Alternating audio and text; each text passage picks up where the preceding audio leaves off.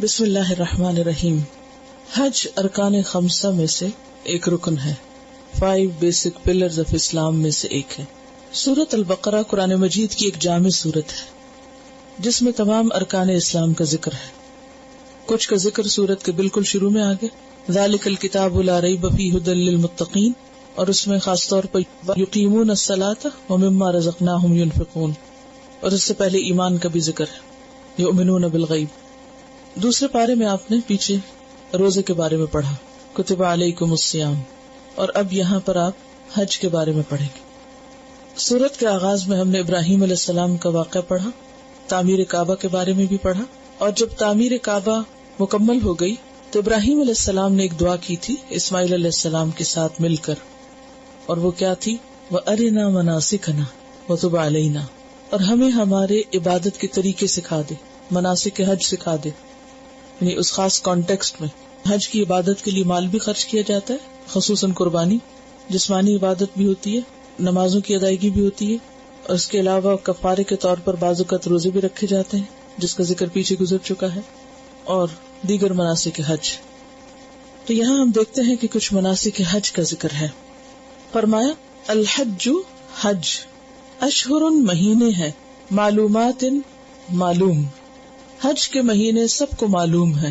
کون سے مہینے ہیں؟ شوال، ذوالقعدہ اور ذوالحج، 3 مہینے. اگر کوئی شخص شوال کے مہینے میں مثلاً 1 شوال کو آفٹر رمضان حج کی نیت سے احرام پہن کر اپنے گھر سے نکلتا ہے تو وہ اس کا حج شمار ہوگا. لیکن اگر کوئی رمضان میں نکلتا ہے حج کے ارادے سے تو وہ حج نہیں ہوگا. تو حج کی نیت کب کی جا سکتی ہے؟ شوال سے. اسی لیے آپ نے دیکھا ہوگا کہ رمضان کے فوراً بعد پھر حج فلائٹ شروع ہو جاتی ہیں. اب حج تو ایک عمل ہے، عبادت ہے، لیکن یہاں کہا جا رہا ہے الحج اشہر، حج مہینے ہیں. اور مہینے کیا ہے؟ زمانہ. تو پھر عبادت کیسے درست ہوگی؟ یہ اصل میں تھا الحج ذو اشہر معلومات. حج معلوم مہینوں والا ہے، یعنی حج معلوم مہینوں کے اندر ادا کیا جاتا ہے. یہ مراد ہے. اس سے سارا سال حج نہیں کر سکتے کہ جب آپ کا جی چاہے آپ چل پڑے. حج مخصوص مہینوں کے اندر ہی ہوگا. الحج کیا ہے اصل میں؟ الحج ذو اشہر معلومات، معلوم مہینوں والا حج. یہ ہے. اور اس میں ایک بڑی حکمت ہے تاکہ سب لوگ ایک مخصوص وقت میں ایک جگہ پر اکٹھے ہوں، ورنہ تو ہر شخص اپنی کنوینئنس کے مطابق حج کر لیتا. اور پھر خصوصاً جب بچوں کو چھٹیاں ہوتی، یا پھر یہ کہ سردیوں کا موسم ہو، یا پھر یہ کہ کوئی اور خاص وجہ ہو، تو یہاں پر کیا بتایا جا رہا ہے کہ حج معلوم مہینوں میں ہی ہو سکتا ہے، جو ویل نون ہے، سب کو معلوم ہے.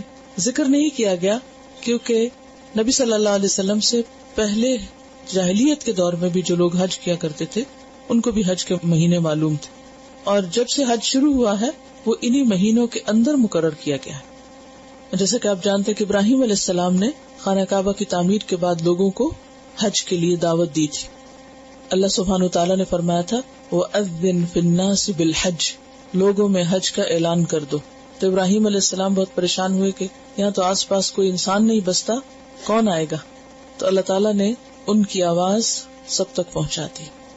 تو اصل بات یہ ہے کہ آواز دینے والے کے اندر اخلاص ہونا چاہیے، اللہ کی اطاعت کا کامل جذبہ ہونا چاہیے، اور آواز پہنچانا یہ اللہ کا کام ہوتا ہے، بندے کا نہیں.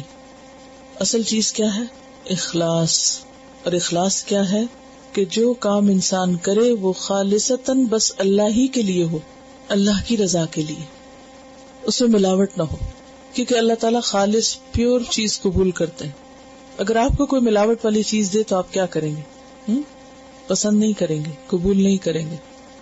اگر مروت کے مارے رکھ بھی لیں تو استعمال نہیں کریں گے. تو اللہ سبحانہ وتعالیٰ نے تو سب کچھ دیا ہے ہم کو، پھر جب ہم اس کو کچھ دیں تو وہ کیسا ہونا چاہیے؟ خالص، پیور. الحج اشہر معلومات فمن فرض، تو جو کوئی فرض کرے. فرض کا ویسے تو لفظی معنی ہوتا ہے نا کاٹنا، پیچھے لا فارض کا لفظ آپ پڑھ چکے ہیں گائے کے، وہاں میں نے بتایا تھا فرض قطع کرنے کو کہتے. تو فرض ہوتا ہے قطعی حکم. فمن فرض، تو جو قطعی طور پر لازم کر لے، کس پر؟ اپنے اوپر. فیہن ان میں کن میں؟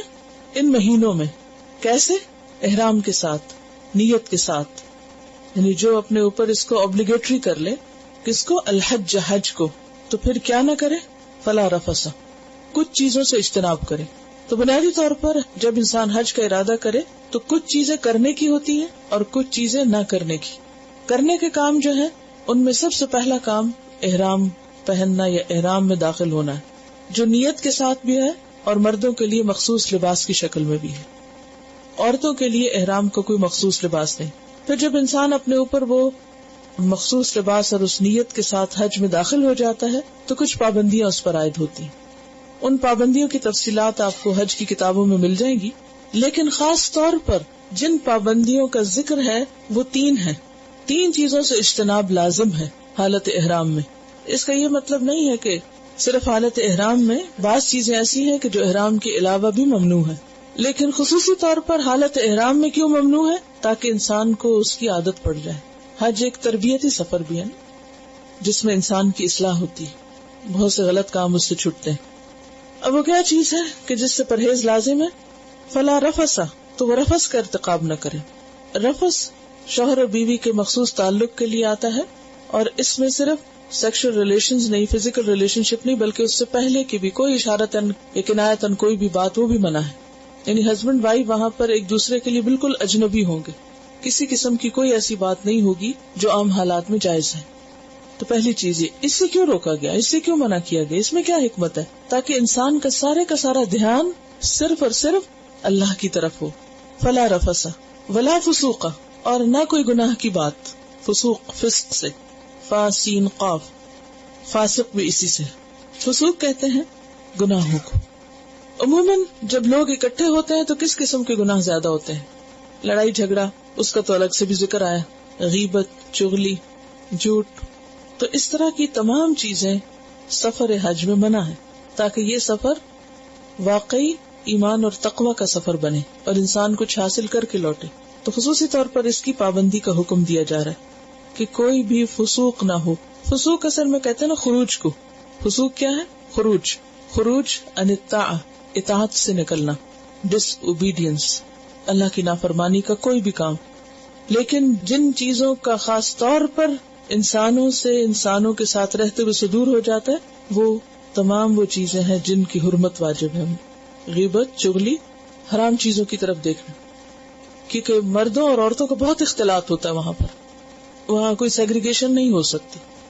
بعض اوقات لوگوں کو مجبوراً رہنے بھی اکٹھا پڑتا ہے. ایک خیمے میں بعض اوقات مرد اور عورتیں دونوں ہی ہوتے ہیں، یا قریب ہوتے ہیں، یا ساتھ ٹچ کر رہے ہوتے ہیں، اکٹھے کراؤڈ میں سے گزرتے ہوئے ٹچ ہو جاتا ہے. تو اس میں انسان کو ایک تو بچنا چاہیے، دوسرا یہ کہ اگر کسی چیز پہ نظر پڑ جائے تو فوراً پھیر لینی چاہیے. محرمات کا ارتکاب ممنوع ہے حج میں، کیونکہ یہ سفر اللہ کی محبت کا سفر ہے، اللہ کی اطاعت کا سفر ہے، اور اس میں انسان کو فلی فوکس کرنا چاہیے. کس پر؟ اللہ ہی کی اطاعت پر. ولا جدال، اور نہ ہی کوئی جدال ہو. جدال کا لفظ جدل سے ہے، جھگڑا، ایسی گفتگو جس میں انسان دوسرے کو دبائے، دوسرے پر غالب آنے کی کوشش کرے. جدال عام حالات میں بھی منع ہے، الا یہ کہ وہ حق کی خاطر ہو. یعنی کسی سے بحث منع ہے مگر یہ کہ حق کی خاطر ہو. قرآن مجید میں حکم آتا ہے کہ اہل کتاب سے جدال کر سکتے ہو، وجادلہم باللتی ہی احسن. وہاں آپ دلیل کا استعمال کر سکتے ہیں، وہاں آپ غلط نظریات کا ابطال کر سکتے ہیں. ابطال کا مطلب ہے ان کو ختم کرنا، ان کو باطل قرار دینا. اس کے لیے انسان کو اگر آرگیومنٹ کرنی پڑے تو کی جا سکتی، لیکن حدود کے اندر رہتے ہوئے. لیکن حج میں عمومی طور پر جدال منع ہے. جن لوگوں نے حج کیا ہے وہ اچھی طرح سمجھتے ہیں کہ تمام قسم کے جدال وہاں نظر آتے ہیں. ایک جدال ہوتا ہے معاملات میں، معاملہ کرتے وقت آرگیومنٹ شروع ہو جاتی، کیونکہ اکیلے کوئی حج نہیں کر سکتا، اس کو ٹیم میں جانا پڑتا. اور اب تو بہت زیادہ گروپس کی پابندی اور قافلے اور اس طرح کی چیزیں ہو گئی. اب اس میں بعض اوقات بہت مختلف نیچر کے، مختلف بیک گراؤنڈ کے لوگ اکٹھے ہو جاتے ہیں، مختلف زبانوں کے. تو جدال کی بنیادی وجہ ہوتی ہے مس کمیونیکیشن. جب آپ کو کسی کی زبان سمجھ نہیں آ رہی تو کیا ہوگا؟ سیدھا بھی الٹا نظر آئے گا، اور اس میں پھر جھگڑے کا خطرہ زیادہ ہے. تو ایک تو معاملات میں جدال، اسی طرح مناسک کی ادائیگی کے طریقے میں جدال. فقہی بحثیں بہت کرتے ہیں لوگ، اور شاید ہی کو بچ کے نکلتا ہو وہاں سے. یہ ریچول ایسے نہیں ادا کرنا، ایسے کرنا، اور یہ تم ایسے کیوں کرو، باقاعدہ جھگڑنا شروع کر دیتے ہیں وہاں. کچھ اختلافی مسائل ہیں نا، جیسے 2 نمازوں کا اکٹھا کرنا عرفات میں، یا اسی طرح کچھ اور چیزیں بھی ہیں. تو اس میں کیا ہوتا ہے کہ ہر کوئی اپنے نقطہ نظر کو برحق سمجھتا ہے. برحق سمجھتے تو کر لو جو تمہیں کرنا ہے، لیکن دوسرے کو بعض اوقات زیر کرنے کی بھی کوشش کی جاتی ہے، اور فوری فتوے دیے جاتے ہیں جو تم کر رہے ہو انتہائی غلط ہے، اور تم اس طریقے پہ آ جاؤ جو میرا طریقہ ہے، اور اس میں پھر جھگڑے شروع ہو جاتے ہیں اور ناراضگیاں بھی شروع ہو جاتی. تو جس سفر میں جدال کو ہائی لائٹ کیا گیا کہ لا جدال، نو جدال، وارننگ، اسی میں جدال ہو رہا ہے. پھر اسی طرح اور بھی روزمرہ کے معاملات ہیں، مثلاً پانی پہ جھگڑا، واش روم جانے پہ، وضو کرنے پہ، کیونکہ بہت رش ہوتا ہے تو ہر کوئی کیا چاہتا ہے کہ پہلے اس کو موقع ملے. آب زمزم پہ جھگڑا، کھانا خریدنے پہ جھگڑا، حجر اسود پہ جھگڑا، سب سے بڑا جھگڑا خود اللہ کے گھر کے ساتھ. یعنی وہاں تو باقاعدہ ایک قسم کی ہاتھا پائی بھی ہو رہی ہوتی ہے. وہ تو صرف زبانی جدال نہیں ہے، تو عملی جدال بھی شروع ہو جاتا ہے. لوگ باقاعدہ مار کا آرائی کرتے ہیں. تو بہت سی جگہیں ایسی ہیں کہ جہاں پر جدال کا احتمال ہے. تو جو لوگ جدال کر چکے ہیں سو کر چکے ہیں. پھر اسی طرح حرم میں بیٹھے ہوئے جدال، یہ میری جگہ تھی، ہٹ جاؤ یہاں سے. نماز کے وقت خاص طور پر جدال. تو ہر طرف آپ دیکھیں گے کہ جدال ہی جدال نظر آتی. تو جب آپ حج کے لیے آئندہ ارادہ کریں تو جدال فری حج کریں اور گھر سے نیت لے کے چلیں. عموماً پہلی چیز سے تو لوگ بہت ہی بچتے ہیں، دوسری کا ذرا کم خیال کرتے ہیں، تیسری میں تو پڑھ کے ہی رہتے ہیں. اللہ تعالیٰ نے بھی ترتیب ایسی رکھی، ولا جدال فی الحج، نو آرگیومنٹس. اور جہاں تک رفث کا تعلق ہے تو اس میں آپ دیکھیے کہ اگر حالت احرام میں تحلل اول سے پہلے، تحلل اول کیا ہوتا ہے کہ جب مینا میں پہنچ کر حج سے واپس آ کے تو کنکریاں مار دیتے ہیں اور ابھی طواف افاضہ نہیں کیا ہوتا تو پہلا تحلل ہو جاتا ہے. ابھی بھی شوہر بیوی حلال نہیں ہوتے ایک دوسرے پر، لیکن اس سے پہلے اگر کوئی شخص ایسا ارتکاب کر بیٹھے تو اس کے لیے 5 سزائیں ہیں. نمبر 1 کہ گناہ کا کام ہے، وہ چیز جو شوہر اور بیوی کے لیے حلال ہے وہاں پہنچ کر کیا ہو گئی؟ حرام. حالت احرام میں حرام. دوسری بات یہ کہ اس عبادت کا جو ثواب ہے وہ ختم، فساد النسک، اس نے اپنی عبادت کو بگاڑ لیا. تیسری چیز یہ ہے کہ اس کو حج کا ثواب تو نہیں ملے گا مگر جو باقی مناسک اسے پورے کرنے ہوں گے بہرحال، کیونکہ اس نیت کے ساتھ آیا. چوتھی چیز یہ ہے اس کو دوبارہ حج کرنا ہوگا، حج کی قضا دینی ہوگی کیونکہ اس نے عین حج میں خرابی کی، فساد کیا. 5ویں چیز یہ کہ فدیہ بھی دینا ہوگا، اور فدیہ کیا ہے؟ 1 اونٹنی ذبح کرنا جو وہاں کی فقیروں پر بانٹی جائے گی. یہ کب ہے؟ اگر تحلل اول سے پہلے ہسبینڈ وائف کے درمیان ایسا کوئی تعلق ہو. نمبر 1 کیا ہے؟ یہ تعلق کیا ہوگا؟ گناہ. نمبر 2 عبادت کا ثواب ختم. نمبر 3 باقی ارکان پورے کرنے ہوں گے. نمبر 4 حج کی قضا دینی ہوگی. اور نمبر 5 فدیہ بھی دینا ہوگا. اور اگر تحلل ثانی سے پہلے کرے، یعنی تحلل اول کے بعد احرام کھول دیا تھا، بال کٹا لیے تھے، نہا دھو لیا، صرف ابھی طواف کرنا باقی کیونکہ اس کے ساتھ مناسک پورے ہوتے ہیں، تو ایسی صورت میں اس کو حلق الرأس کا فدیہ دینا ہوگا جس کا پیچھے گزر چکا ہے کہ حالت احرام میں اگر کوئی بال منڈا لے تو اس کو کیا فدیہ دینا ہوتا ہے. 3 چیزیں تھی نا، کیا تھے؟ روزے، قربانی اور مسکین کا کھانا. 3 روزے، 6 مسکین کا کھانا اور 1 بکری ذبح کرنا. ان میں سے کوئی ایک چیز کر سکتا ہے. ٹھیک ہے. فسوق جو ہے گناہ کی بات، اس کا بظاہر تو کوئی کفارہ نہیں، لیکن اس پر سخت توبہ کرنی چاہیے انسان کو اور اللہ سے ڈرنا چاہیے، ورنہ اس کے حج کا وہ ثواب نہیں ہوگا جو اسے ملنا چاہیے. جیسے روزے کی حالت میں انسان کے اوپر غیبت، چغلی، جھوٹ یہ سب منع ہے، اسی طرح حالت احرام میں بھی ان چیزوں سے بچنا چاہیے کیونکہ بہت لوگ اکٹھے ہوتے ہیں اور اکٹھے رہنے میں کئی مشکلات بھی ہوتی ہے نا، مجلسیں برپا ہوتی ہیں، لہٰذا پھر عموماً کیا ہوتا ہے، جس سے شکایت ہوتی ہے، جس نے ہرٹ کیا ہوتا ہے، جب وہ موجود نہیں تو فوراً اس کی پیچھے سے برائی شروع کر دی. تو چونکہ صبر کا سفر ہے، جیسے روزہ صبر کے ساتھ ہے نا، اسی طرح حج میں بھی صبر ہے. تو اس صبر کا حصہ ہے کہ انسان کسی سے تکلیف پہنچے بھی تو ذکر نہ کرے. کیوں؟ اس مصیبت کو چھپائے، اپنے اللہ سے لو لگائے، اللہ کو یاد کرے، اور اللہ تعالیٰ ازالہ بھی کر دیتا، پھر نکل جاتی ہیں دل سے وہ چیزیں. فاصبر لحکم ربک، صبر رب کا حکم ہے، تو اللہ کا حکم سمجھ کر کہ فسوق نہیں کرنا مجھے، تو انسان اپنے اوپر تھوڑا سا جبر کرے تو اس کے بعد تکلیف بھی دور ہو جاتی. اور اس صبر کا نتیجہ یہ ہوتا ہے کہ لڑائی بڑھتی نہیں، اور وہ شخص جس سے تکلیف پہنچی ہوتی جب اس کو معاف کیا جاتا ہے تو پھر اس کے اندر بھی ایک نرمی آ جاتی. اور تیسری چیز جدال کا بھی ایسا کفارہ نہیں ہے کوئی، لیکن اگر ایسے ہو جائے تو انسان فوری طور پہ معافی مانگے، اور جس شخص سے جدال ہو اس سے بھی معافی مانگے. اصل میں ان ساری باتوں سے اسی وقت بچا جا سکتا ہے جب انسان کی پوری توجہ کس پر ہو؟ عبادت کی طرف ہو اور مقصد پر ہو. جو شخص مقصد لے کے ساتھ جاتا ہے وہ پھر ان تینوں چیزوں سے بچ سکتا ہے. اور اگر کوئی شعوری طور پہ حج نہیں کر رہا، صرف اس کو ایک ریچول ادا کرنا ہے اور وہ چل پڑا ہے قافلے کے ساتھ اور سیر کر کے آ گیا ہے، تو اس کا فائدہ نہیں ہے. وما تفعلوا، اور جو بھی تم کرو گے، من خیر، نیکی میں سے، چھوٹی ہو یا بڑی، یعلمہ اللہ، اللہ اس کو جانتا ہے. نہ کرنے کے کام تو 3 یہاں بتائے گئے، لیکن کرنے کے کاموں میں ایک لمبی فہرست ہے. جو بھی نیکی کرو گے، اور یہاں پر من خیر، خیر میں سے، خواہ وہ صدقہ خیرات ہو، خواہ کسی کی مدد ہو، خواہ کسی کو کچھ سکھانا ہو، خواہ کسی کی تکلیف دور کرنا ہو، کیونکہ نیکی کرنے کے بے شمار مواقع ہوتے ہیں حج کے موقع پر.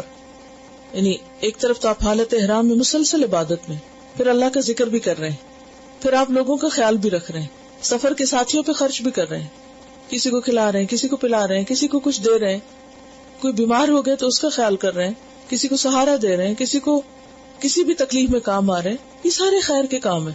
تو من خیرن، کیونکہ اللہ سبحانہ وتعالیٰ تو ذرے جتنی نیکی کو بھی ضائع نہیں کرتے.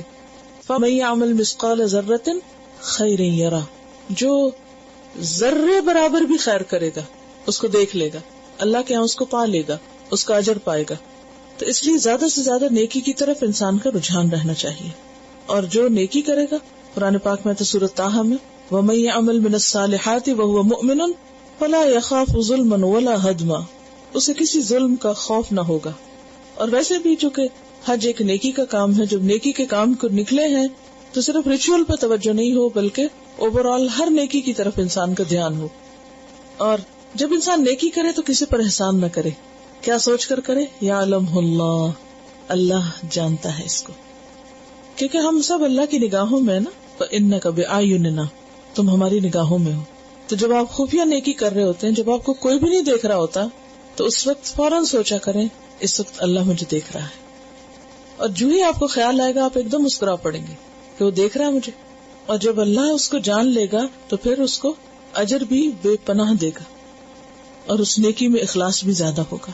وما تفعلوا من خیر یعلمہ اللہ وتزودوا، اور زیادہ راہ لے کر نکلا کرو، خالی ہاتھ نہیں نکلو، اپنا سامان سفر ساتھ لو.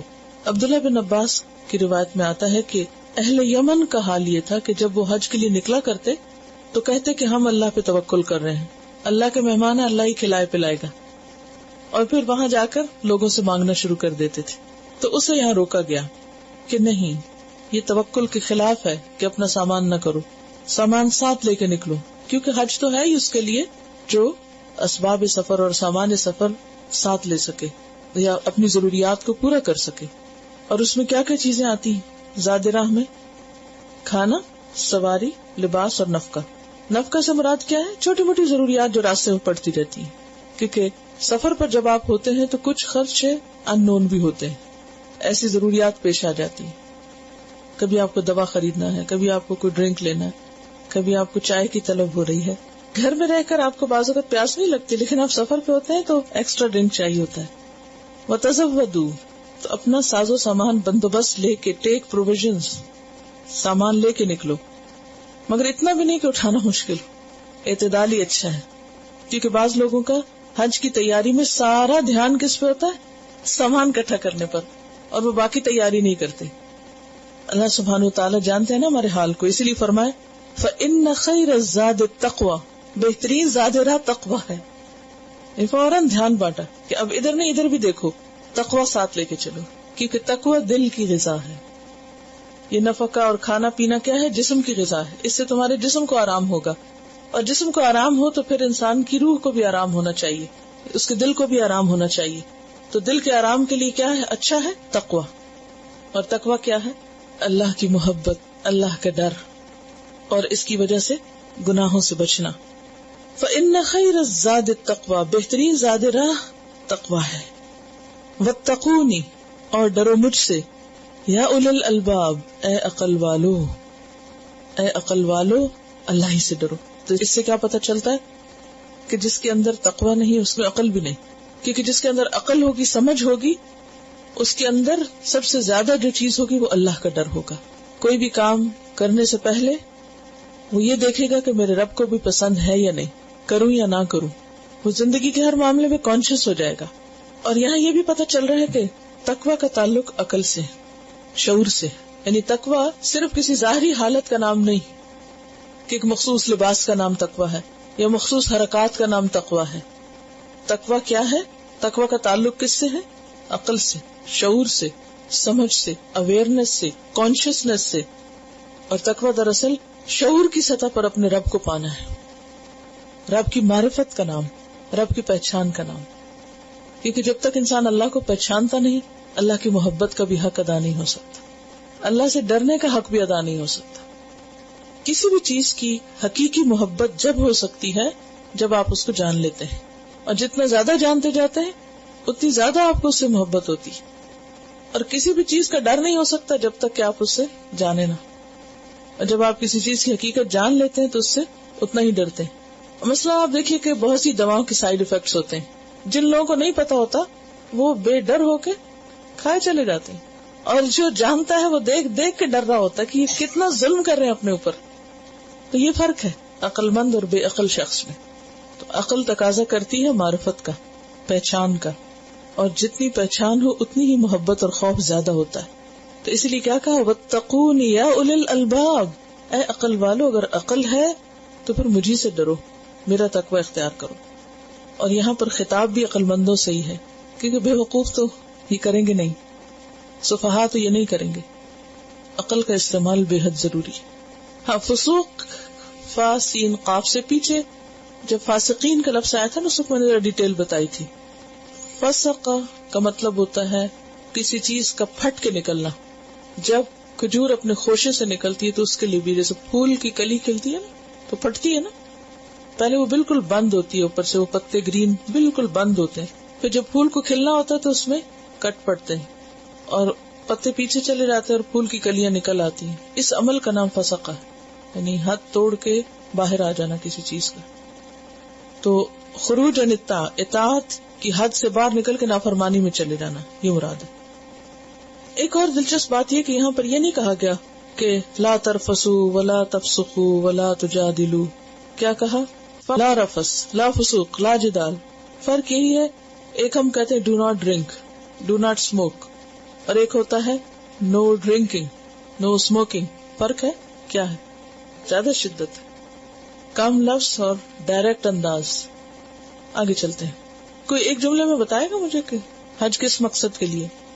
تقوی حاصل کرنے کے لیے. اور تقوی حاصل کرنے کے لیے کیا ضروری؟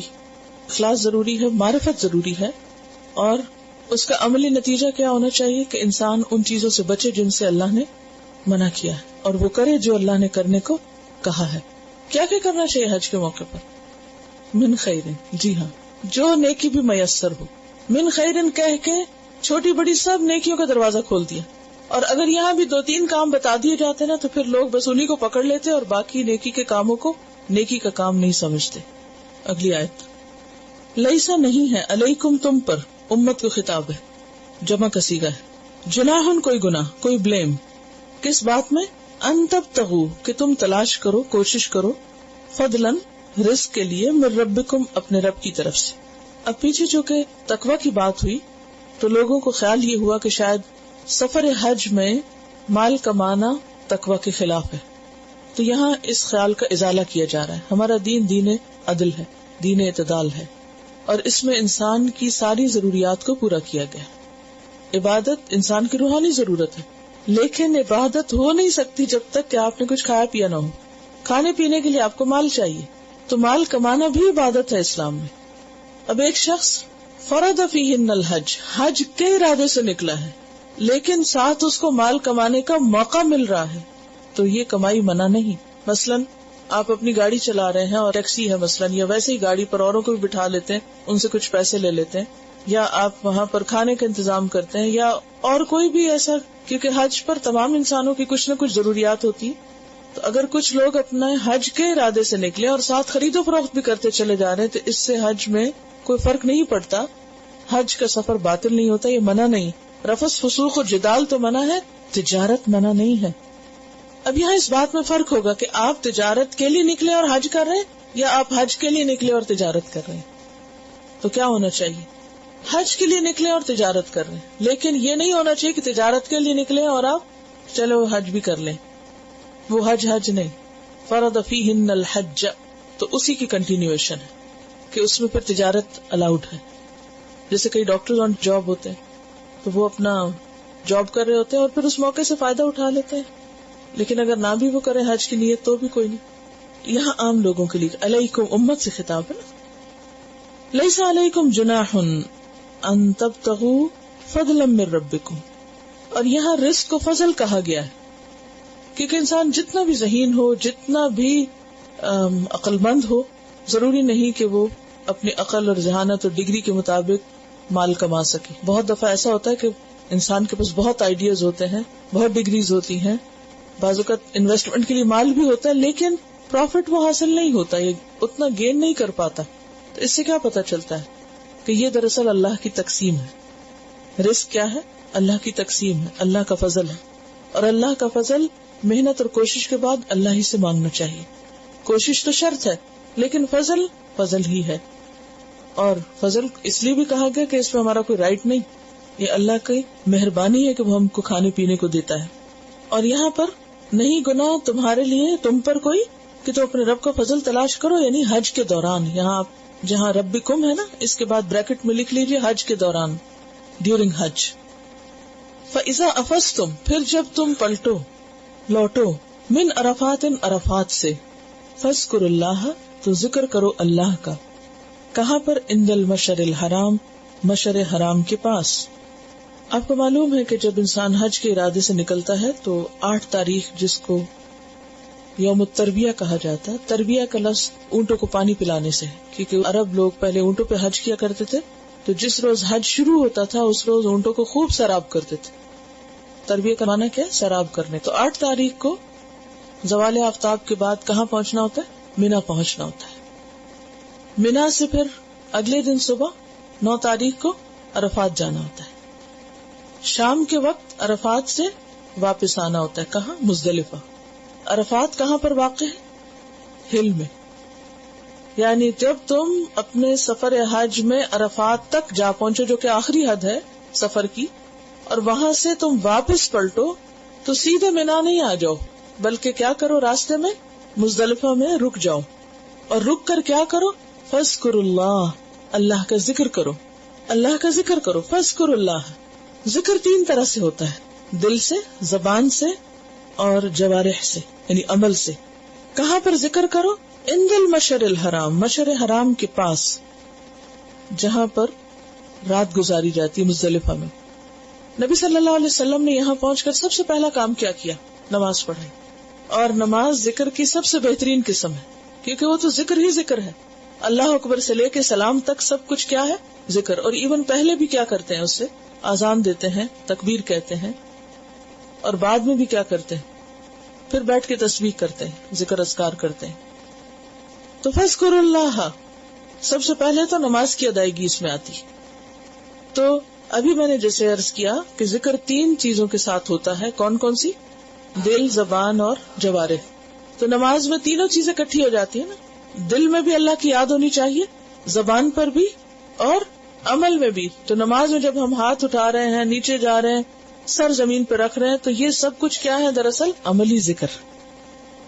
اس کے بعد سونا.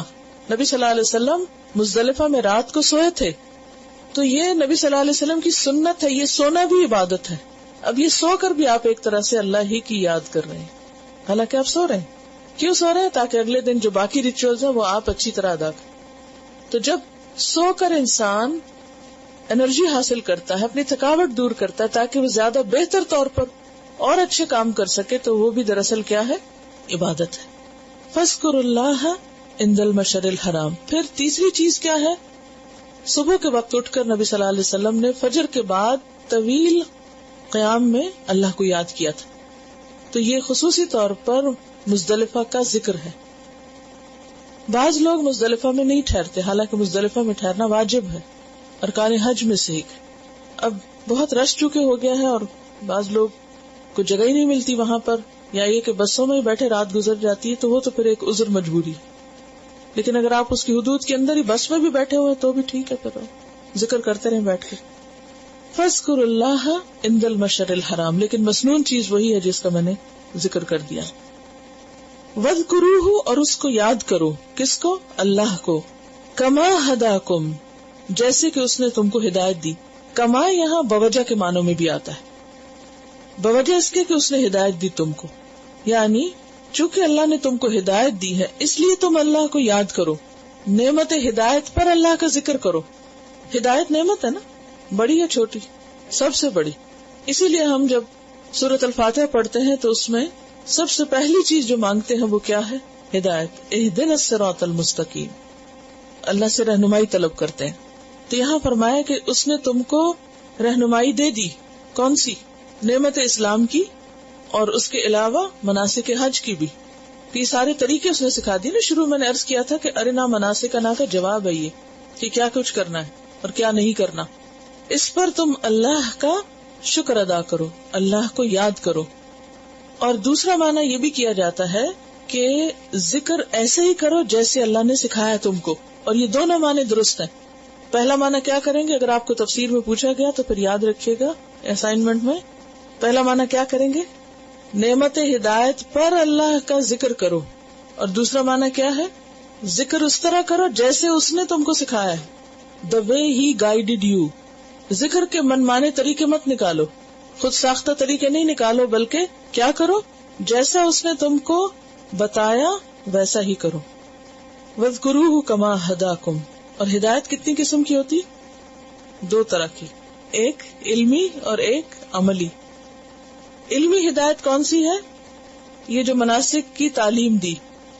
اور عملی یہ کہ تم کو توفیق دی کہ تم وہاں پہنچو اور وہاں پہنچ کے حج کرو اور یہ سب کچھ کرو. یہ توفیق ہے نا اس کی. اس نے جو راہ دکھائی تم کو، کون لے جاتا ہے وہاں؟ وہی لے جاتا ہے نا. تو اس لیے اسی کو یاد کرو، اس کا شکر ادا کرو. وَإِن كُنتُمْ، اور بے شک تھے تم، من قبل ہی، اس سے پہلے. کس سے پہلے؟ اس رہنمائی سے پہلے. لمن الضالین، البتہ ضالین میں سے، بھٹکے ہوئے لوگوں میں سے. بخاری میں آتا ہے نبی صلی اللہ علیہ وسلم نے فرمایا لوگوں سے، الم اجدکم ضلالا فہداکم اللہ بی. کیا میں نے تم کو گمراہ نہیں پایا تھا کہ اللہ نے تمہیں میرے ذریعے ہدایت دی. تو ہدایت علمی اللہ کی طرف سے بھی ہوتی ہے، پیغمبر بھی دیتے ہیں اور علماء بھی دیتے ہیں. ٹھیک ہے؟ کون کون دیتا ہے؟ اللہ تعالی قرآن مجید میں، جیسے پیغمبر، جیسے نبی صلی اللہ علیہ وسلم نے ہمیں بہت سا علم سکھایا، اور علماء بھی. قرآن پاک میں آتا ہے وَجَعَلْنَا مِنْهُمْ أَئِمَّةً يَهْدُونَ بِأَمْرِنَا لَمَّا صَبَرُوا. بنی اسرائیل میں ہم نے ائمہ بنائے، وہ کیا کرتے تھے؟ یہدون بِأَمْرِنَا، ہمارے حکم کے ساتھ لوگوں کو گائیڈ کیا کرتے تھے. لما صبروا، جب انہوں نے صبر کیا تھا. کیونکہ علم کا سفر صبر کا سفر ہوتا ہے. یہ کس کی دلیل دی؟ آیت میں نے کیوں پڑھی؟ کس بات کی دلیل میں پڑھی ہے؟ علماء کی ہدایت کو. ماشاءاللہ سمجھتے ہیں، الحمدللہ، خوشی ہوتی. وَاذْكُرُوهُ كَمَا هَدَاكُمْ كَمَا هَدَاكُمْ. اب سوچے ذرا، اس نے تمہاری رہنمائی کی. کون کون سی؟ علمی بھی اور عملی بھی، کہ تمہیں صرف سکھایا ہی نہیں بلکہ جو سکھایا اس پر تم نے عمل بھی کر لیا، عمل کا موقع مل گیا. اب آپ دیکھیے، آپ بیٹھ کے یہ سارے احکام پڑھتے رہے اور اگر حج کرنے کا موقع نہ ملے تو کیا فائدہ؟ اس سے توفیق مانگے، اس سے مانگے کہ اللہ آپ کے راستے آسان کر دے، اور واقعی آپ کر لیں. کیونکہ شوق تو سب کو ہوتا ہے، لیکن جب تک اس کی طرف سے بلاوا نہ ہو تو کر نہیں سکتے. معروف بات ہے. اور اگر آپ نے لبیک کہی ہوئی ہے تو انشاءاللہ پہنچ جائیں گے. وَإِن كُنتُم مِّن قَبْلِهِ، اور اس سے پہلے، یعنی اللہ کی طرف سے ہدایت آنے سے قبل تم گمراہوں میں سے تھے. تم کو کچھ پتہ نہیں تھا کہ کیا کرنا چاہیے اور کیا نہیں. اور اس کا تعلق صرف حج سے نہیں، عام زندگی سے بھی. اب دیکھیے کہ ہم میں سے ہر ایک کی حالت یہی تھی کہ قرآن پڑھنے سے پہلے اسے پتہ نہ تھا کہ صحیح کیا ہے اور غلط کیا ہے، اور اللہ تعالیٰ ہم سے کیا چاہتا ہے اور کیا اس کو پسند نہیں ہے. یہ جملہ انسان کے اندر شکر پیدا کرتا ہے. وَإِن كُنتُم مِّن قَبْلِهِ لَمِنَ الضَّالِّينَ. اور دلال کیا ہے؟ راہ سے بھٹکنا، ادھر ادھر لڑکنا. دلال دو طرح کا ہوتا ہے. جہل سے اور علم سے. کیا مطلب ہے اس کا؟ کہ بعض لوگ بھٹکے ہوئے ہوتے ہیں کیونکہ ان کے پاس علم نہیں ہوتا تو غلط کام کر رہے ہوتے. جو ہی پتہ چلتا ہے صرف پتہ چلنے کی دیر ہے، ان کا عمل بدل جاتا ہے، خوش ہو جاتے ہیں، روشنی میں آ جاتے ہیں، شکر ادا کرتے ہیں اور اس کی قدر کرتے ہیں کیونکہ وہ بھٹک رہے تھے نا. یہ بالکل ایسے جیسے کوئی شخص راہ گم کیے ہوئے ہو اور اس کو رستے کا پتہ مل جائے اور منزل کا پتہ مل جائے، صرف رستے کا نہیں منزل کا پتہ مل جائے تو اس کا حال کیا ہوگا؟ خوشی ہوگی نا. معلوم نہیں آپ کتنے خوش ہوتے ہیں، لیکن حقیقی خوشی ہوتی ہے اس شخص کو جو اس کی قدردانی کرتا ہے ایک ایک بات پر.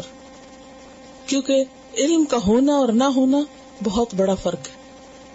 مال کے ملنے پر تو سب کو خوشی ہوتی ہے، کون ہے جس کو مال ملے اور وہ خوش نہ ہو؟ سب خوش ہوتے ہیں.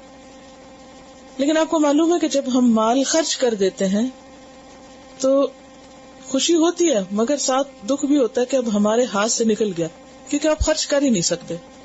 مثلا مثال کے طور پہ سمجھا رہی ہے کہ یہ پین ہے، مارکر ہے، اگر یہ مجھے کسی کو دینا ہو، میرا دایاں ہاتھ بائیں کو دے رہا ہے، جو ہی یہ بائیں کے پاس پہنچے گا تو دایاں ہاتھ خالی ہو جائے گا.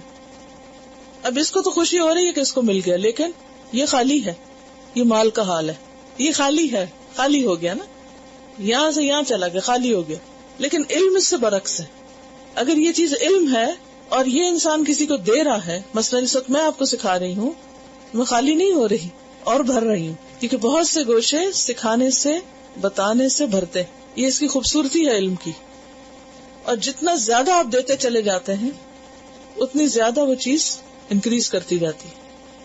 تو علم کی حقیقی قدر وہی کر سکتا ہے جس کو بھٹکنے کی تکلیفیں معلوم ہو، جس کو اندھیرے کی کڑواہٹ معلوم ہو کہ بھٹکنا کیا ہوتا ہے.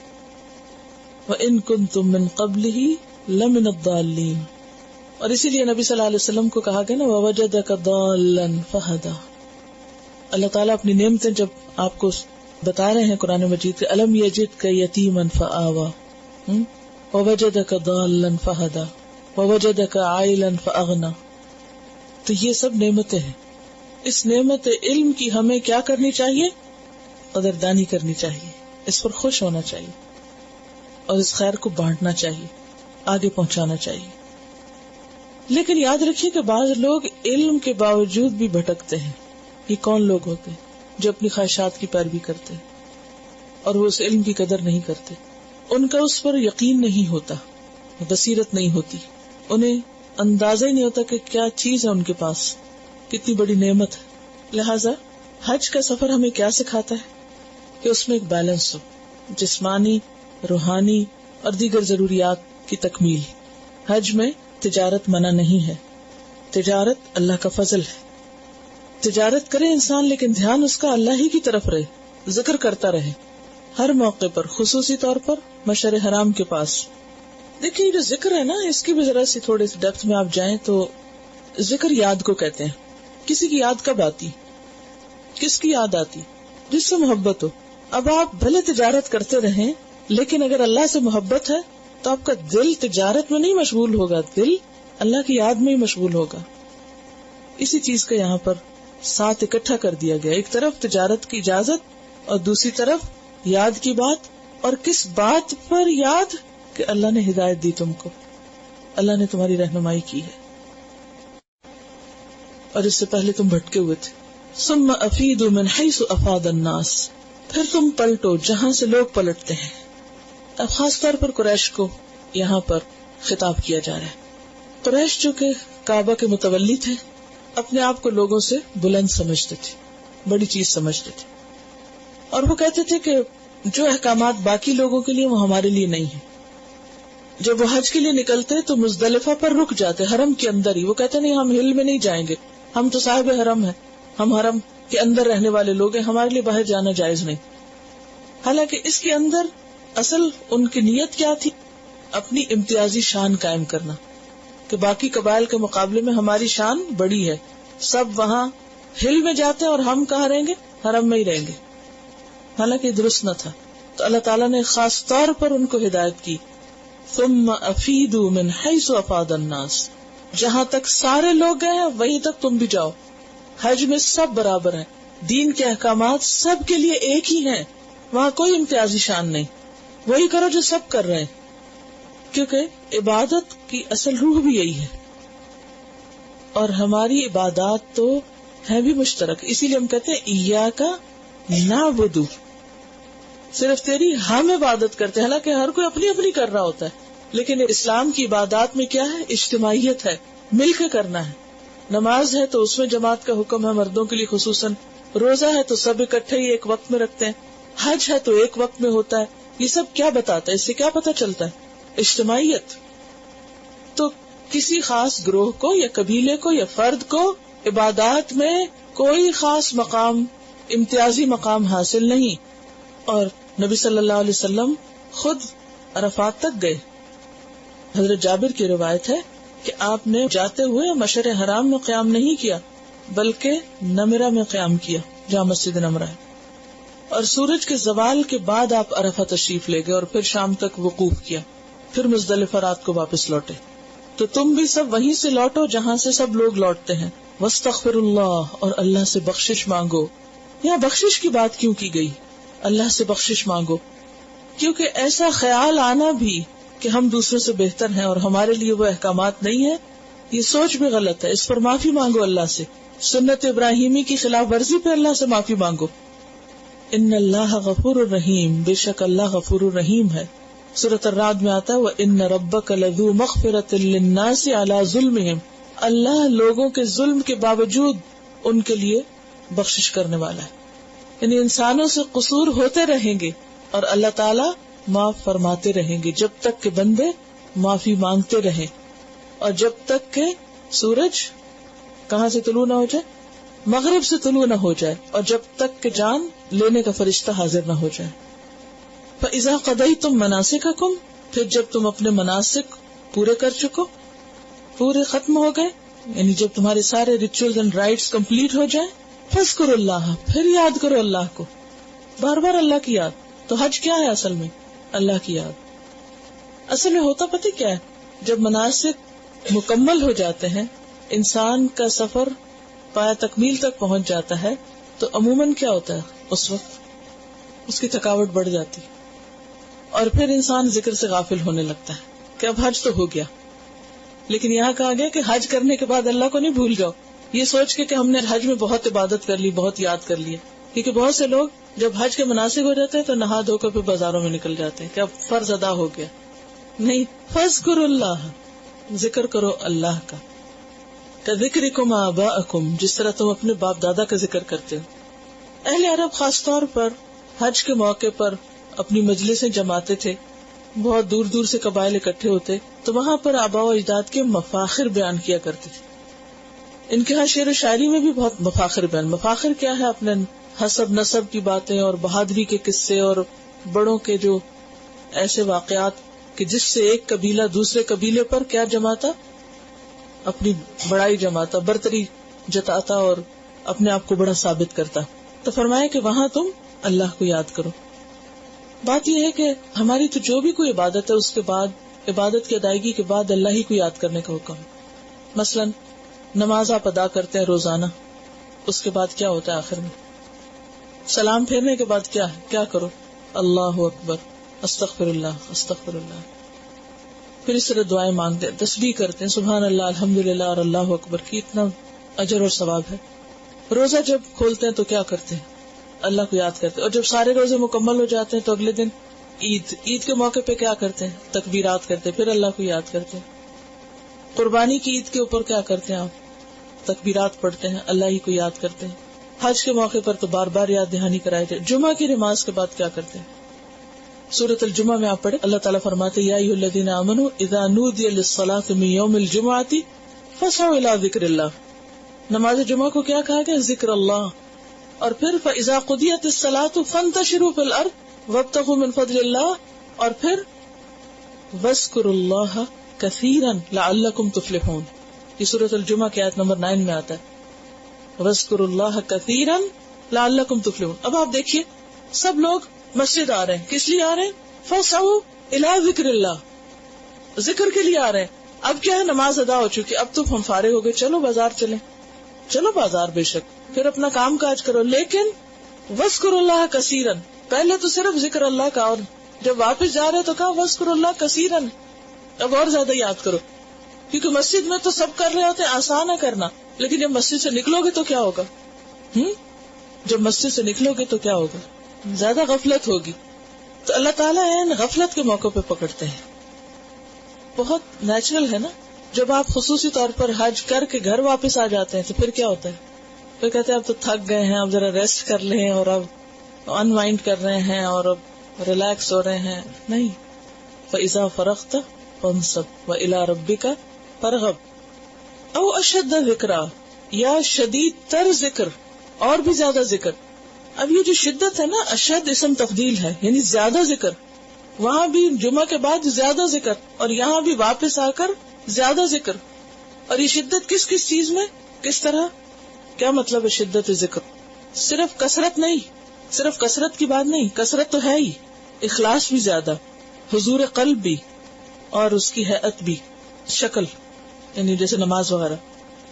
کیونکہ جب انسان حج کے موقع پر سب کے ساتھ اکٹھا ہوتا ہے تو آپ نے دیکھا ہوگا کہ ایک ماحول ہوتا ہے قدرتی اللہ کو یاد کرنے کا. تو اس میں کسی کو کہنا نہیں پڑتا کہ اللہ کو یاد کرو، ہر طرف کوئی نہ کوئی ذکر ہو رہا ہے. اذان ہو گئی، نماز کو چلو، نماز کے بعد تکبیریں ہو رہی ہیں. بہرحال انسان ایک ماحول میں ہوتا ہے. لیکن جب انسان وہاں سے نکل کر واپس آتا ہے، پھر دنیا میں مشغول ہونے لگتا ہے، تو پھر ضرورت زیادہ ہوتی ہے کہ انسان کوشش کے ساتھ واپس پلٹے. یہاں جس خاص چیز کا ذکر ہے وہ یہ کہ اہل عرب حج سے فارغ ہو کر اپنی مرضی اور دلچسپی کے کاموں میں لگ جاتے ہیں، آباء و اجداد کی کہانیاں سناتے، قصے کہانیاں. کہا کہ نہیں، اس وقت بھی تم اللہ کے ذکر پر توجہ کرو. ہر دور کے اپنے مسائل ہوتے ہیں. آج کے دور میں ہو سکتا ہے کہ اس طرح کے مجالس میں لوگ مصروف نہ ہو، لیکن واپس آ کر وہی ٹیلی ویژن، وہی موویز، وہی چیزیں. چند روز پہلے کو مجھ سے ذکر کر رہا تھا کہ وہ حج سے واپس آئیں تو کہتے کہ جس فلائٹ میں وہ واپس آئے وہ حاجیوں کی فلائٹ تھی. اور اب تو فلائٹس میں بھی اتنے فتنے ہیں کہ سارا وقت موویز کھلی ہیں اور بہت زیادہ چینلز اور اس کی چوائسز ہیں. تو کہنے لگی کہ میں دیکھ رہی تھی کہ اس شخص نے نان سٹاپ موویز دیکھی، پریشان ہو رہی تھی کہ یہ شخص کیا کر رہا ہے. ابھی حج سے واپس آیا، ابھی احرام اترا ہے اور جہاز میں بیٹھتے ہی نان سٹاپ موویز. یہ کس قسم کا حج ہے کہ انسان اتنا غافل ہو جائے؟ یہ تو نہیں ہو سکتا آپ مووی دیکھ رہے ہیں اور تسبیح کر رہے ہیں، کیونکہ وہ تو پھر ایک ریچول ہی رہ جائے گا. دل کی حاضری تو نہیں ہوگی، دل کی حاضری تو کہیں اور ہے.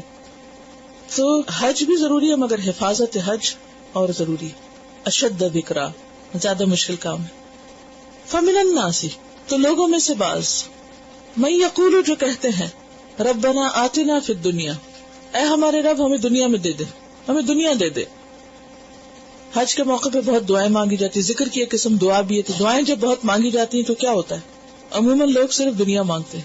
ایکچولی دعا جو ہے وہ انسان کی اندرونی حالت کا اظہار ہے. دعا کیا ہے؟ دل کے جذبات کا اظہار. ذرا غور کیجیے، عموماً کیا دعائیں مانگتے ہیں آپ کی عمومی دعائیں وہی ہوں گی جو آپ کے دل کی حالت ہوگی. جو چیز آپ کے دل میں ہوگی آپ وہی مانگیں گے، وہی زبان پہ آئے گی، اس کے لیے دعا میں شدت بڑھ جائے گی. تو جن لوگوں کے دل میں دنیا رچی بسی ہوئی ہو وہ حج پر پہنچ کر بھی کیا مانگتے ہیں؟ صرف دنیا مانگتے ہیں. اچھا، دنیا میں کیا کیا چیزیں آتی ہیں؟ جی ہاں، صحت، مال، دولت، اولاد کی کامیابیاں، اولاد کی شادی وغیرہ وغیرہ. یہ نہیں کہا کہ یہ نہ مانگو، لیکن صرف یہ نہ مانگو.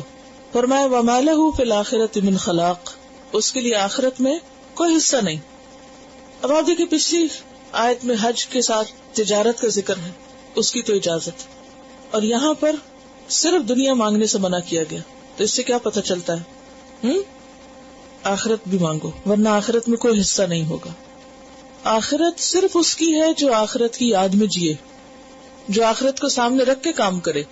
بعض لوگ اس پہ بہت بحثیں کرتے ہیں، اچھا وہ فلاں شخصیت جو ہے وہ دنیا میں بہت انہوں نے چیریٹی کے کام کیے ہیں لیکن مسلمان نہیں ہے، تو کیا ان کو آخرت میں کچھ نہیں ملے گا؟ جھگڑے کرتے ہیں نا لوگ، فلاں جنت میں جائے گا یا نہیں. نام لینے کی ضرورت نہیں، لیکن اکثر لوگ کہتے ہیں جی مدر ٹریسا جنت میں جائیں گی یا نہیں، اور فلاں جنت میں جائے گا یا نہیں. تو بات یہ ہو رہی تھی کہ جو دنیاوی مقصد کے لیے حج کرے گا وہ حج پہ پہنچ کے بھی کیا مانگے گا؟ دنیا مانگے گا. اور جو اللہ کی یاد اور اللہ کی محبت میں حج کرے گا وہ وہاں پہنچ کر بھی اس کی دعاؤں میں شدت انہی امور کی ہوگی. آباء و اجداد کے قصے جو ہیں ان کا ذکر کثرت کے ساتھ کیوں کیا کرتے تھے اہل عرب؟ اپنی ذات کو نمایاں کرنے کا ایک ذریعہ تھا. تو حج تو اللہ کی یاد اور اللہ کی عبادت ہے، نہ کہ وہ کوئی دنیاوی امتیاز حاصل کرنے کا ذریعہ. بعض لوگ حج پہ حج کس لیے کیے جاتے ہیں؟ الحاج کہلانے کے لیے. تو حج عبادت ہی کے لیے ہونا چاہیے. حج دنیاوی حیثیت میں کسی دوسروں پر اپنی برتری جمانے کے لیے نہیں ہونا چاہیے. اور اس میں خاص طور پر جس چیز کی کثرت ہونی چاہیے وہ کیا ہے؟ اللہ کی یاد، آخرت کی یاد اور آخرت طلبی. بہت سے لوگ اس بات پہ جھگڑے کرتے رہتے ہیں کہ فلاں شخص جو مسلمان نہیں لیکن اس نے بہت اچھے اچھے کام کیے وہ کیوں نہیں جنت میں جائیں گے. تو اس کی سمپل ریزن یہ ہے کہ انہوں نے وہ آخرت کے لیے نہیں کیے ہوتے، انہوں نے دنیا کے لیے کیے ہوتے ہیں. تو یہاں کیا کہا جا رہا ہے؟ من یقول ربنا آتنا فی الدنیا، جو یہ کہتا ہے کہ رب مجھے دنیا ہی دے دے، جو اچھے اچھے کام صرف اس لیے کرتا ہے کہ دنیا میں اس کو فائدہ مل جائے. وما لہ فی الآخرۃ من خلاق، اس کو آخرت میں کچھ بھی نہیں ملے گا. ایک سمپل قاعدہ، جس نے آخرت کے لیے کچھ کیا ہی نہیں اس کو آخرت میں کیوں ملے؟ اور اگر کسی نے آخرت کے لیے کیا ہے تو اس کا معاملہ اللہ پر ہے. ومنہم، لیکن سب ایک جیسے نہیں ہوتے، ان میں سے ایسے بھی ہیں من یقول، جو کہتے ہیں ربنا آتنا فی الدنیا حسنۃ، اے ہمارے رب ہمیں دنیا میں بھی بھلائی عطا کر، وفی الآخرۃ حسنہ، اور آخرت میں بھی بھلائی عطا کر. دنیا کی بھلائیاں کیا ہیں؟ جیسے صحت، رزق، اولاد، شادی، گھر، مال، محلات، گاڑی، یہ سب چیزیں دنیا ہے. لیکن وہ اسپیسیفکلی کوئی نام لے لے کے بھی نہیں مانگتے، کہتے جو بھی تو عطا کر دے، تو بہتر جانتا ہے ہمیں دنیا میں کیا چاہیے. حسنتن کون سا اسم ہے؟ اسم نکرہ. تو اسم نکرہ کیا ہوتا ہے؟ عام، کامن. اینی حسنہ، کوئی بھی بھلائی. رب انی لما انزلت الی من خیر فقیر، وفی الآخرۃ حسنہ، اور آخرت میں بھی حسنہ عطا فرما، کوئی بھی بھلائی جو تو ہمیں دے دے. اور آخرت کی حسنہ کیا ہے؟ مثلا جنت، اللہ کا دیدار. للذین احسنوا الحسنى وزیادہ، اور اللہ کا دیدار جو ہے وہ حسنہ نہیں بلکہ زیادہ ہے. جنہوں نے اچھا کیا ان کو اچھا نہیں اور بھی اچھا ملے گا. تو جب ہم کہتے ہیں وفی الآخرۃ حسنہ تو یہ جنت اور عام بھلائیاں ہیں. اور اس کے علاوہ جیسے چہروں کا سفید ہونا اور اعمال نامے کا دائیں ہاتھ میں ملنا اور میزان کا بھاری ہونا، یہ سب آخرت کی حسنات ہے. بعض اوقات انسان ایک ایک چیز کی الگ ڈیٹیل نہیں بتا سکتا، تو جب انسان یہ دعا مانگ لیتا ہے تو گویا اس نے سب کچھ مانگ لیا. خصوصی طور پر یہ دعا وہاں کہاں پڑھی جاتی؟ کس ایریا میں؟ طواف کے کس حصے میں؟ تکمیل طواف کے وقت رکن یمانی سے حجر اسود کے بیچ میں نبی صلی اللہ علیہ وسلم خصوصی طور پر یہ دعا پڑھا کرتے تھے. وقنا عذاب النار، اور بچا ہم کو آگ کے عذاب سے، آگ کے عذاب سے. کیونکہ انسان کے پاس کتنی بھی بھلائیاں ہوں، کتنا کچھ بھی ہو، لیکن اگر وہ جہنم کی آگ سے نہیں بچا تو کچھ بھی نہیں بچا، اس کے لیے کچھ نہیں پایا اس نے. اسی لیے کامیابی کی اصل ڈیفینیشن کیا ہے؟ فمن زحزح عن النار وادخل الجنۃ فقد فاز، جو آگ سے بچا لیا گیا، پہلی شرط، وادخل الجنہ، اور اسٹریٹ جنت میں داخل کیا گیا، فقد فاز، وہ کامیاب ہوا، یہ ہے سکسس. اولئک، یہی لوگ، لہم، ان کے لیے، نصیب، ایک حصہ ہے، مما کسبوا، اس میں سے جو انہوں نے کمائی کی. ایسے لوگوں کو ان کی کمائی کا حصہ ملے گا. اچھا کیا تو اچھا ملے گا، برا کیا تو برا ملے گا. لیکن یاد رکھیے کہ نصیب جو ہے اچھا حصہ بھی ہوتا ہے اور محبوب یا مکروہ دونوں طرح کا ہوتا ہے. اللہ تعالیٰ برائیاں تو انسان کے عمل کے مطابق ہی دیں گے، جس نے زیادہ گناہ کیے ہوں گے زیادہ سزا ملے گی. لیکن نیکیاں، ان میں کیا ہے؟ اللہ کا فضل ہے. ایک نیکی پر کتنے ثواب؟ کم از کم 10. تو اس کا عدل عقوبت کے ساتھ ہے، سزا کے ساتھ ہے کہ جتنا نصیب مما کسبوا، جو انہوں نے غلط کام کیے اس کی سزا اتنی ہی ملے گی جتنا کسی نے غلط کیا، اس سے زیادہ نہیں. لیکن نیکی کتنی؟ اللہ کے فضل کے ساتھ 10 اور 10 سے بھی کئی گنا زیادہ، جتنا زیادہ جس میں اخلاص ہوگا. تو اولئک لہم نصیب مما کسبوا، یہ جو کسبوا کہا گیا ہے یہ بیسیکلی کس میں ہے؟ دونوں طرح سے ہی ہے، لیکن ہر ایک کو درجے اس کے عمل کے مطابق ہی ملیں گے. جنت کے بھی 100 درجے ہیں نا. وَلِكُلٍّ دَرَجَاتٌ مِّمَّا عَمِلُوا، سورۃ الانعام 132. اور کسبوا میں کیا کیا کسب آتے ہیں؟ عبادات ہیں، دعائیں ہیں اور خیر کے کام ہیں. واللہ سریع الحساب، اور اللہ بہت جلد حساب لینے والا ہے. حساب جو ہے یہ حسب سے ہے، حسب یحسب، اور حساب مصدر ہے، لینے دینے کے لیے آتا ہے. کیلکولیشن، اور یہاں محاسبے کے معنی میں اللہ بہت جلد محاسبہ کر لے گا، بندوں کا حساب لے لے گا. کتنا جلد؟ ایام دنیا کے ایک دن میں اور دن کے بھی ایک حصے میں، ظہر سے پہلے پہلے سب کا حساب ہو چکا ہوگا. اچھا مومن کا حساب کیسے ہوگا معلوم ہے آپ؟ مومن کا حساب کیسے ہوگا؟ کیونکہ مومن نے بھی نیکیاں بھی کی ہوگی، برائیاں بھی کی ہوگی. نیکیاں زیادہ ہیں لیکن برائیاں بھی ہیں. اب کیا ہوگا؟ اللہ تعالیٰ مومن سے تنہائی میں ملیں گے، اکیلے، کوئی اور نہیں ہوگا پاس، 1 to 1 1 on 1 بیس پہ، اور پوچھیں گے دیکھو یہ کی تھی نا غلطیاں، برائیاں دکھائیں گے اس کو. وَمَن يَعْمَلْ مِثْقَالَ ذَرَّةٍ شَرًّا يَرَهُ، شر دیکھے گا انسان اپنا، انسان ڈر جائے گا. لیکن مومن اعتراف کرے گا، یس کیا تھا، کیونکہ مومن دنیا میں بھی اعتراف کرتا ہے. بدبخت لوگ دنیا میں بھی نہیں غلطی مانتے، اور آخرت میں بھی کیا کہیں گے؟ واللہ ربنا، اللہ کی قسم جو ہمارا رب ہے، ہم نے نہیں شرک کیا، ہم نے یہ غلط کام کیا ہی نہیں. وہاں بھی جا کے انکار کریں گے ڈٹائی سے. ذرا امیجن کریں، اللہ تعالیٰ نے آپ کو سب سے چھپا کے آپ کو دکھا رہے ہیں، یہ دیکھو. اس سے سبق اور نصیحت کیا ملتی ہے ہمیں؟ دنیا میں بھی انسان کو کثرت سے اپنی غلطیاں ماننی چاہیے کہ اللہ میں اعتراف کرتی ہوں، اس سارے قصور مجھ میں، ساری غلطیاں مجھ میں اپنے ہر گناہ کو مانتی ہوں، بس تو معاف کر دے، تیری رحمت کی امید. تو اللہ تعالیٰ فرمائے گا قد سترتها علیک فی الدنیا، میں نے دنیا میں بھی ان کو چھپا دیا تھا، کسی کو نہیں بتایا تھا. وَأَنَا أَغْفِرُهَا لَكَ الْيَوْمَ، اور آج بھی میں تجھ کو ڈھانپ دوں گا، کسی کو نہیں پتا چلے گا. اور اس پر مومن اللہ سے خوش ہو جائے، کیونکہ وہ جو آتا ہے نا کہ اللہم حاسبنا حساب یسیر، یہ ہے حساب یسیر کہ اللہ تعالیٰ دکھائے چھپا دے، یہ حساب یسیر ہے. کیونکہ جس سے پوچھ لیا گیا، اگلا سوال اگر ہو گیا کسی سے کیوں کیا تھا، کسی کے پاس جواب نہیں. اگر وہ ہم سے پوچھ لے کیوں کیا تھا، من نوقش الحساب عذب، جس سے مناقشہ ہوتا ہے کہ questioning, why did you do that. تو وہ تو آپ دیکھیں کہ اگر دنیا میں بھی آپ کو غلطی کرے اور کوئی آپ سے ایسے پوچھ لے دبا کے ذرا، تو وہاں بھی انسان بکھلا جاتا ہے کہ اس کو یاد نہیں رہتا کہ کیوں کیا تھا اور کیا ہوا تھا، ساری توجیحات بھول جاتی ہیں انسان کو.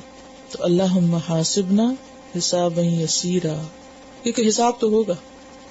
ہاں کچھ لوگ ایسے ہیں جو بے حساب، وہ روکے نہیں جائیں گے، آگے گزار دیے جائیں گے. وہ لوگ ہوں گے جو کبھی شرک نہ کریں گے.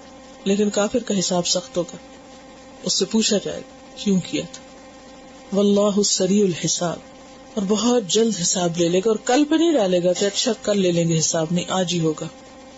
واذکروا اللہ فی ایام معدودات، اور یاد کرو اللہ کو گنے چنے دنوں میں. اس کا یہ مطلب نہیں کہ صرف وہیں پر، عام دنوں میں بھی اللہ کو یاد کرو، لیکن ان دنوں میں خاص طور پر، اور ان دنوں کا ہر عمل اللہ کی یاد پر مبنی ہوتا ہے. اور یہ ایام معدودات سے مراد ایام تشریق ہیں. ایام تشریق، اور ایام تشریق کون سے ہوتے ہیں؟ 11، 12، 13، 3 دن جو منا میں گزارے جاتے ہیں. پیچھے مزدلفہ تک کی بات ہوئی تھی نا، اب مزدلفہ سے آگے کے دنوں کی بات ہو رہی کہ اس میں کیا کرنا ہے. بیسیکلی تو سارے ریچولز آپ کو سکھائے جا رہے ہیں کہ عرفہ میں جانا ہے، مزدلفہ میں جانا ہے، اور یہ منا میں قیام کرنا ہے، اور منا کے دنوں میں کیا کرنا ہے؟ اللہ کو یاد کرنا ہے. اور حدیث سے بھی ہمیں پتہ چلتا ہے، نبی صلی اللہ علیہ وسلم نے فرمایا ایام تشریق ایام اکل و شرب و ذکر اللہ عز و جل. ایام تشریق ایام اکل و شرب. ایام تشریق کیا ہے؟ کھانے پینے کے دن ہے اور اللہ کا ذکر کرنے کے دن ہے، اور کچھ نہیں کرنا ہوتا. وہاں کنکریاں وغیرہ بھی مارنا دراصل اللہ ہی کا ذکر ہے، کیونکہ کنکری مارتے ہوئے بھی کیا کرتے ہیں آپ؟ بسم اللہ اللہ اکبر کہتے ہیں. فمن تعجل، تو جو کوئی جلدی کرے، کس بات میں؟ منا سے نکلنے میں. فی یومین، 2 دنوں میں، 2 دن ٹھہر کے نکل جائے. اور یہ 2 دن ایام النحر کے بعد ہیں، 11 اور 12 مراد ہے اس سے. ایام النحر اس میں شامل نہیں. فلا اسم علیہ، تو اس پر کوئی گناہ نہیں. ومن تأخر، اور جو کوئی ڈیلے کرے، فلا اسم علیہ، اس پر بھی کوئی گناہ نہیں. یعنی 13ویں تاریخ تک منا میں ہی رہے، لیکن شرط ہے ایک، لمن اتقا، اس کے لیے جو اللہ سے ڈرے. کیونکہ تقوی کے بغیر اگر صرف خود نمائی کے لیے یا اپنے آپ کو بہت عبادت گزار بتانے کے لیے انسان وہاں ایک دن اور رہ رہا ہے، یہ کہنے کو دیکھو سب تو چلے گئے، ہم تو یہیں رکے ہوئے ہیں، یہ ٹھیک نہیں، یہ اللہ کی خاطر رکنا نہیں. واتقوا اللہ، اور اللہ سے ڈرو. وَاعْلَمُوا، اور جان لو، أَنَّكُمْ إِلَيْهِ تُحْشَرُونَ، کہ تم سب اسی کی طرف اکٹھے کیے جاؤ گے. یہ ہے حج کا سب سے بڑا سبق. حج کا ایکسپیرینس کرنے کے بعد جو لیسن انسان سیکھ سکتا ہے وہ کیا ہے؟ کہ جس طرح عرفات میں اور منا میں لوگ ایک جگہ اکٹھے ہیں، قیامت کا دن بھی ایسا ہی ایک منظر پیش کر رہا ہوگا. وہاں بھی سب لوگ اکٹھے ہوں گے. یہاں بھی اللہ کی خاطر جمع ہوئے اور وہاں بھی انکم الیہ تحشرون، اسی کی طرف حشر ہوگا. حاشین را. تو حج کا سبق کیا ہے؟ آخرت کی یاد. حدیث میں اس کی وضاحت آتی کہ کیسے اکٹھے ہوں گے لوگ، کیسے حشر ہوگا لوگوں کا. جیسے قرآن پاک میں بھی آتا ہے ذالک حشر علینا یسیر، یہ اکٹھا کرنا ہمارے لیے بہت آسان ہے کیونکہ ہم سب اسی طرف چلتے چلے جا رہے ہیں. یا ایھا الانسان انک کادح الی ربک کدحا فملاقی، کشا کشا رب کی طرف جانے، وہاں جا کے سب اسی سے ملاقات کریں گے. صحیح مسلم کی حدیث ہے والناس یحشرون حفاتا عراتا غرلا بہما. یہ کیفیت ہے حشر کی. لوگ اکٹھے کیے جائیں گے حفاتن، ننگے پاؤں، کوئی جوتا نہیں ہوگا کسی کے پاس. عراتن، ننگے جسم، ننگے بدن، کسی پہ کپڑا نہیں ہوگا. ایک اور حدیث میں آتا ہے، حضرت عائشہ نے پوچھا کہ ہم سب ننگے ہوں گے؟ تو آپ نے فرمایا عائشہ کسی کو دیکھنے کا ہوش کب ہوگا؟ کسی کو بھی، کوئی کسی کی طرف نہیں دیکھے گا. اور یہ وجہ آپ نے دیکھا ہوگا کہ حج میں بھی جب اتنے زیادہ قریب مرد اور عورتیں ہوتی کسی کا ہوش نہیں ہوتا کہ کون ہے ساتھ، مرد ہے یا عورت ہے، کون جا رہا ہے کون نہیں. غرلن، بغیر ختنے کے، ختنے سے پہلے جیسے ہوتا نا بچہ، اس طرح ہوں گے. غرلن بہمن، بغیر مال کے، کسی کے پاس کوئی پیسہ نہیں ہوگا. حج میں تو لوگ پیسے ساتھ رکھتے ہیں نا، وہاں کوئی پیسہ نہیں ہوگا. یہ قیامت کے دن کا اٹھنا ہے. تو وَاذْكُرُوا اللَّهَ فِي أَيَّامٍ مَّعْدُودَاتٍ، ان دنوں میں اللہ کو کثرت سے یاد کرو. پھر ذکر سے مراد کیا ہے بتائیے؟ کیا کیا کرنا ہوتا ہے؟ ذکر کس کس طرح ہوتا ہے؟ زبانی، قلبی، عملی. یہاں صرف زبانی تکبیرات پڑھنا مراد نہیں، اگرچہ منا کے دنوں میں سب سے کثرت سے ذکر کیا ہوتا ہے؟ زبانی ہوتا ہے، لیکن یہاں مراد زبانی ذکر نہیں. اس کی وضاحت مسند احمد کی ایک حدیث سے ہوتی ہے کہ یہاں ذکر سے کیا مراد ہے. فرمائے انما جعل الطواف بالبیت وبالصفا والمروۃ ورمی الجمار لاقامت ذکر اللہ. تکبیرات ہیں، دل میں اللہ کی یاد ہے، لیکن اور کیا کیا اللہ کی یاد ہے؟ انما جعل الطواف بالبیت، طواف کیونکہ انہی دنوں میں ہوتا ہے نا طواف بھی. وبالصفا والمروہ، سعی. ورمی الجمار، کنکریاں مارنا. یہ سب کیا ہے؟ لاقامت ذکر اللہ، اللہ کے ذکر کو قائم کرنے کے لیے. یہ سب اللہ کی یاد کے لیے قائم کیے گئے. تو یہ عملی ذکر ہے. تو وذکر اللہ سے مراد صرف تکبیرات نہیں بلکہ کیا کیا ہے؟ طواف بھی، سعی بھی، رمی جمار بھی. یہ سب ذکر اللہ ہے. تو اس آیت سے 2-3 حکم پتہ چل رہے ہیں نا. نمبر 1 اللہ کی یاد زبان اور عمل دونوں سے. نمبر 2 منا کا قیام 2 دن یا 3 دن. نمبر 3 تقوی. اور ایک چیز جو ساری آیات میں اور سارے عبادات میں غالب آپ کو ملے گی وہ کیا ہے؟ تقوی، کہ اللہ سے ڈرو. کیونکہ جب اللہ کا ڈر ہوگا تو انسان کے تمام اعمال درست ہو جائیں گے. اس قرآن مجید پہ حیرت ہوتی ہے، چند آیات میں پورا سفر حج جو ہے وہ مکمل کر دیا گیا ہے. اس میں آپ دیکھیے کہ حج شروع ہوتا ہے 8 ذو الحج سے، جس کو یوم الترویہ کہتے ہیں، اور اس میں حاجی مکہ سے منا کی طرف جاتے ہیں. میں دوبارہ بتاتی ہوں، 8 تاریخ کو زوال آفتاب کے بعد بہتر یہ کہ انسان طواف کر کے نکلے، نہیں تو ڈائریکٹ اپنے گھر سے بھی نکل سکتا ہے، یا جہاں آپ نے قیام کیا وہ منا جائیں گے. یہاں ظہر، عصر، مغرب اور عشاء اور فجر 5 نمازیں پڑھنے کے بعد آپ 9 تاریخ کی صبح کو منا سے عرفات کی طرف جائیں گے. نبی صلی اللہ علیہ وسلم نے جب حج کیا تھا تو عرفات جانے سے پہلے نمرہ کی وادی میں آپ رکے تھے، اور پھر زوال آفتاب کے بعد آپ عرفات گئے تھے. پھر عرفات میں مغرب تک قیام. مغرب کی اذان جب ہوتی ہے تو اس وقت وہاں سے سب قافلے چل پڑتے ہیں. اور یہ حیرت ہوتی ہے کہ اذان سن کر کوئی بھی وہاں نماز نہیں ادا کرتا، وہاں سے چل پڑتے ہیں اور واپس منا کی طرف آنا ہوتا ہے. لیکن بیچ کی جو رات ہے 9 اور 10 کی درمیانی رات، وہ مزدلفہ میں قیام ہوتا ہے جہاں مشعر حرام ہے. اور پھر یہاں پر مغرب اور عشاء جماعت اکٹھی ہوتی ہے، اور پھر فجر پڑھ کر اللہ کا ذکر کر کے پھر یہاں سے روانگی ہوتی. پھر واپس منا آ جاتے 10 ذو الحج. منا آنے کے بعد 3 کام ہوتے ہیں، یعنی کنکریاں ماری جاتی ہیں، قربانی کی جاتی ہے، اور سر منڈایا جاتا ہے یا بال کٹائے جاتے ہیں. یہاں کے تحلل اول ہو جاتا ہے. پھر باقی یہ 3 ایام تشریق ہے، ان میں طواف بھی کیا جاتا ہے اور منا میں قیام کیا جاتا ہے. 2 دن بھی آپ رک سکتے ہیں اور تیسرا دن بھی رک سکتے ہیں، لیکن واجب نہیں ہے تیسرا دن رکنا. جو رکنا چاہے تو بہت اچھا ہے، جو جتنی محنت کرے گا اتنا اجر پائے گا، لیکن اجر تقویٰ کے ساتھ. تو حج کا جو سفر ہے بنیادی طور پر محبت اور شوق کا سفر ہے، صبر کا سفر ہے، آخرت کی یاد دلانے کا سفر ہے، میدان حشر کو ایکسپیرینس کرنے کا سفر ہے، اور ایک تربیتی سفر ہے جس میں انسان بہت سی برائیوں کو چھوڑتا ہے. لرننگ بھی ہے اس میں، اور اللہ کا ذکر کثرت سے ہونا چاہیے، اور ہر دم اللہ کی اطاعت پر قائم رہنا چاہیے. انسان اپنی طرف سے تو کوشش کر رہا ہوتا ہے، لیکن کچھ چیزیں ایسی ہیں کہ جو ایمرجنسی کی کیفیت ہو جاتی، بس جان بوجھ کے نہ کرے.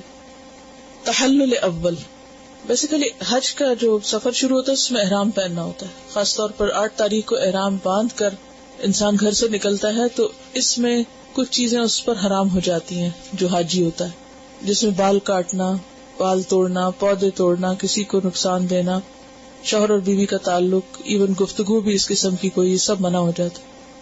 لیکن جب 10 تاریخ کو آپ قربانی کر چکتے ہیں، بال منڈا چکتے ہیں، تو طواف اگر ہوا ہو یا نہ تو آپ حلال ہو جاتے. اس میں حلال سے مراد یہ ہے کہ آپ نے بال آپ کٹا سکتے ہیں، یا جیسے قربانی کرتے، ویسے تو کسی جانور کو مارنا بھی منع ہے تو قربانی کر سکتے ہیں، لیکن شوہر اور بیوی حلال نہیں ہوتے. وہ جب طواف ہوتا ہے تو اس کے بعد حلال ہوتے، وہ تحلل ثانی ہوتا ہے. یوم النحر، یہ قربانی کا دن ہوتا ہے. نحر کہتے ہیں گلا کاٹنے کو، تو اس دن جانوروں کے گلے کٹتے ہیں، قربانی ہوتی. اگر آپ حج کے لیے نہیں نکلے اور ایام ذوالحج جب شروع ہوئے ہیں تو حاجیوں کے ساتھ مماثلت کے لیے اگر آپ قربانی کرنا چاہتے ہیں خاص طور پر، تو پھر ناخن اور بال نہ کاٹیں، جیسے حاجی احرام میں ناخن بال نہیں کاٹتا. وآخر دعوانا ان الحمد للہ رب العالمین. سبحانک اللہم وبحمدک، نشہد ان لا الہ الا انت، نستغفرک ونتوب الیک. السلام علیکم ورحمۃ اللہ وبرکاتہ.